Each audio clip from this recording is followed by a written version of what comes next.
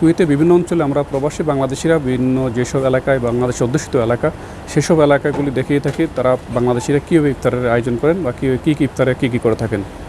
তেমনি আজকে আমরা এসেছি মাহবুবুল্লাহ সিটিতে, কুয়েত সিটি থেকে অনেকটা দূরে সেই মাহবুবুল্লাহ সিটিতে। এখানে অনেকগুলি বাংলাদেশি মালিকাধীন রেস্টুরেন্ট রয়েছেন। আমরা চেষ্টা করবো সেসব রেস্টুরেন্টগুলিতে কী ইফতার আয়োজন করে থাকেন তা দেখানোর জন্য। আমাদের সাথে থাকুন। দর্শক, আমরা ইতিমধ্যে একটি রেস্টুরেন্টে এসেছি, যে বাংলাদেশি মালিকাধীন রেস্টুরেন্ট।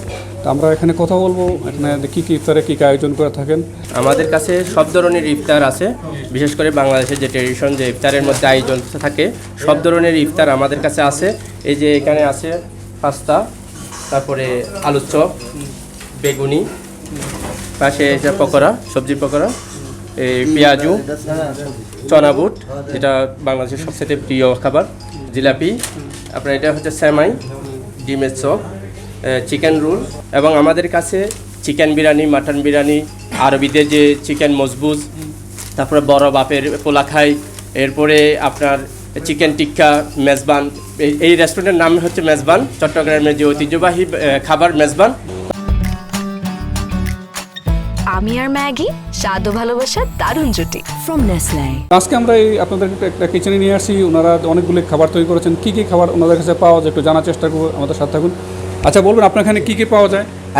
আমাদের এখানে স্পেশালি আছে আপনার বাংলাদেশের বড় বাপার পোলা খায়, তারপরে মুরগির রোস্ট, মুরগির কড়াই, মুরগির জাল ফ্রাই, মুরগির এমনি মুরগি কারি আছে, তারপরে যাই গরুর কলাভুনা আছে।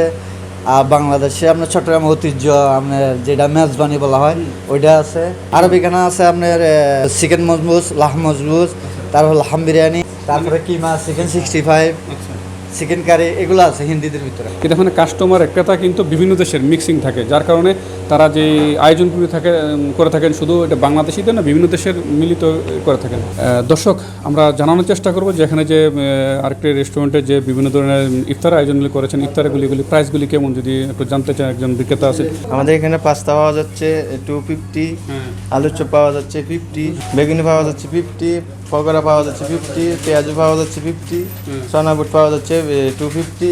আমরা সচরাচর অনেক জায়গায় আমাদের দেশে কিচেনে যে এগুলো তেমন একটা পরিষ্কার দেখা যায় না, সেক্ষেত্রে আমরা জানবো যে আসলে ওনাদের এটার রহস্যটা কি। আমাদের এখানে কুয়েতে রেজিস্ট্রেশন বলদিয়ার প্রবলেম আছে, বলদিয়ার সবসময় চেক আছে। সব কিছু কিচেন পরিষ্কার রাখতে হবে, না রাখলে আমাদের আইন আছে, কানুন আছে, আইনের অনুমানিক মোকাবেলা দিতে হবে। দর্শক, আমরা এখন কথা বলবো। এখানে একজন ক্রেতা আসছেন যে প্রবাসী বাংলাদেশি, ওনারা আসছেন এখানে যে ইফতার ক্রয় করতে। বাংলাদেশের জন্য যে খানাটা, এটা কুয়েতে যেটা খানাটা খায় সেটা আমরা খেতে পারি না। তারা মুরগি, চাউল, তারপরে দুম্বা, খারফ এগুলা খায়, কিন্তু আমরা তো বুট, মরিচ, ছোলা এগুলা খাওয়ার অভ্যস্ত, যার কারণে আমরা বাংলাদেশি হোটেলকে সবচেয়ে বেশি পছন্দ করি। এখানে যে বিষয়টা হলো যে আপনার এখানে যে আরবিয়ানরা যে দেশের ইফতারটা মূলত করে থাকেন, তারা কিন্তু হয়তো কিছু মিষ্টান্ন খায়, প্লাস কি শুধু ওই চাউল, মানে যে মজুদ বলে, মজুদ লাহাম, মজুদ দিয়াস, এটাই তারা বেশিরভাগ খেয়ে থাকে। এছাড়া আছে বিভিন্ন ধরনের মিষ্টান্ন খাবার। সেক্ষেত্রে বাংলাদেশে টোটালি একটা ভিন্নতা থাকে। কুয়েতের মাহবুবুল্লাহ সিটি থেকে এই ছিল সর্বশেষ। মঈন সুমন, সময় সংবাদ।